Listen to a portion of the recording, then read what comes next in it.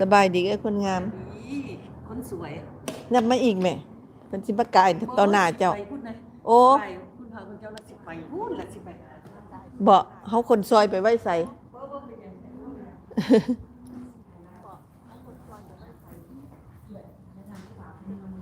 โอ้ยน้องตุกกี้มาแล้วน้องตุกกี้คนงาม